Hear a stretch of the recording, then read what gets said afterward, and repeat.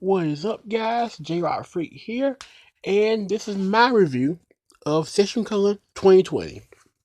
For those of you who don't know, Seishun is a well. First, let me say, hope everybody's having a great had a great weekend. Hope you're having a great week so far. I'm recording this on a Monday, so hope you're having a great Monday, by the way, or had a great Monday, I should say. And yeah, I'm back with a Seishun review. As you know, if you saw my last video, I had a fan table at SessionCon this year, which went over really great. I just advertising the podcast, advertising my online store and all that kind of good stuff, and it went over well. A lot of people seemed to like what was on our table. A lot of things got gone, so that was a positive. Had some conversations with some people while we were there, which was also fun. That went over amazing. We'll definitely be doing that again. Me and my mom both went to Seishun. She's into anime and that kind of stuff, sci-fi, all that kind of good stuff. Also, so she went with me to Seishun, and yeah, I hadn't been to Seishun since apparently 2013. I couldn't remember how long it had been since I'd been, but it was 2013, and it was last time I went to Seishun, first and last time I went, just based off of just money and that kind of stuff. So I was glad to go back again this year to see how it had developed and where it was now. And I must say, it was a really fun convention. It was nice and small and compact. I really liked that. Here in Georgia, we have MomoCon and Anime Weekend Atlanta, which are our two biggest cons that are kind of anime related. There is Dragon Con, but that's a whole different beast. But as far as anime themes, it's just those two. And they're both huge. They're both really big cons. And sometimes you can feel like you're shoulder to shoulder with everybody. No matter where you go, you're touching somebody. And it can feel overcrowded and it can feel a bit nerving at times. And so it was kind of fun to go to a convention where there was just enough people that you felt like you were in your favorite environment, but also enough people that you didn't feel smothered by anyone. There was enough room for everybody to kind of move around freely without having to bump each other shoulder to shoulder. You could sit and relax in different areas, and it was no hassle. And it was just a lot of fun. I really enjoyed it. Um, we got there about 11 that morning, checked in, got our badges, got our table set up, all that good stuff, and then we kind of went on a ramble after that. Went by the dealer's room first, I believe. No. Went to the arcade first, which was also I normally don't go to the arcade because normally again they're packed and they're jammed and you can't get to anything. There's a line for this, there's a line for that, but got there early, was able to get in there, play some games. Had a mom playing Pac-Man. She hadn't played Pac-Man since like arcade days. They had it on the NES, which was a lot of fun. I'm terrible at Pac-Man, by the way, just not very good at it. But I did well. Got past the first level, which is a A+ for me. Got killed on the next level. And then we played. I think it was a Neo Geo something, but it was an arcade cabinet, and it was a lot of fun. Also, did that for a while. Then we left, went to the dealer's room, and the dealer's room, I must say, it was good. It was small. It was definitely small, but that's just due to kind of space and how everything is. But it was small, but there was enough of everything that you felt like you saw everything and didn't miss anything. Normally, I go to cons and you miss something always, but you felt like you didn't miss anything. Um, we stopped by one booth. This guy was selling these LED masks that you put on your face and they light up and the mouth moves when you play music through it. Those are really cool. We bought two of those. Um, Surprisingly, there was only one K-pop vendor at Session Con. Normally, there's at least two. K-pop has sort of been integrated into anime and all that kind of stuff, into the fandom. So normally you see at least one or two K-pop vendors, but there was only one. He had posters, he had some albums, some buttons, things of that nature. So I'm sure he made a pretty good buck because all the K-pop fans were going to him. And yeah, but Dill's Room has a lot of nice stuff, a lot of gaming stuff. I bought a grab bag and a grab box that came with a console in it. So I now own a Super Famicom, which is cool. Never had one before, so now I own one of those. And it came with a bunch of games, which was also great. And yeah, went to a few panels.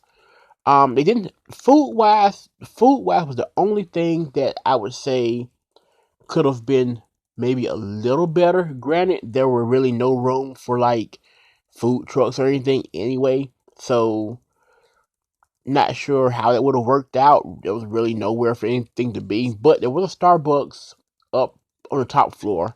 Granted, Starbucks is a little bit expensive, but I mean, you expect to kind of pay a bit of money when you go to a con, so it was expensive, but it was okay.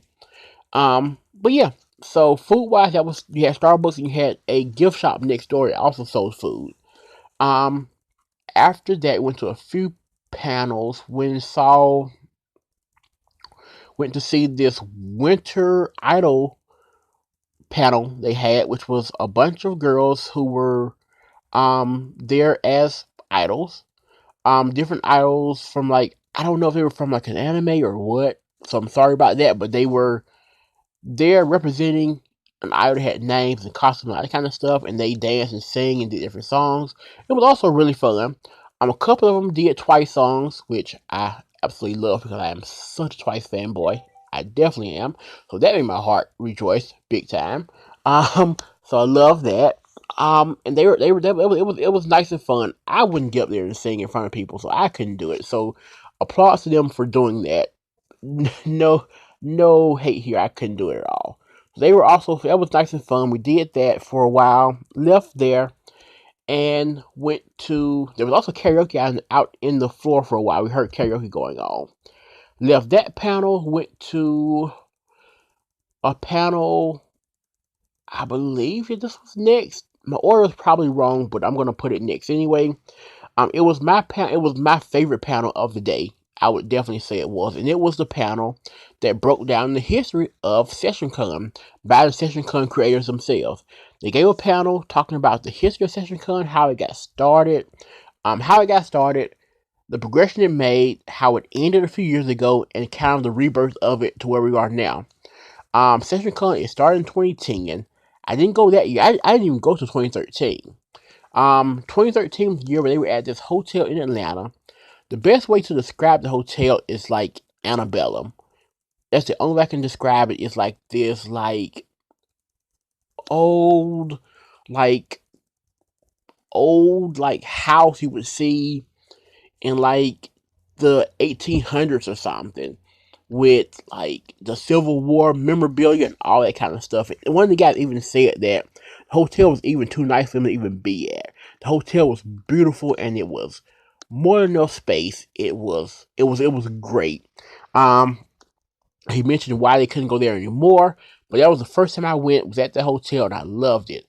Then he mentions those of you who live in Georgia, then you probably know that the 2014 Seishun Cullen that was at the airport hotel didn't go over very well.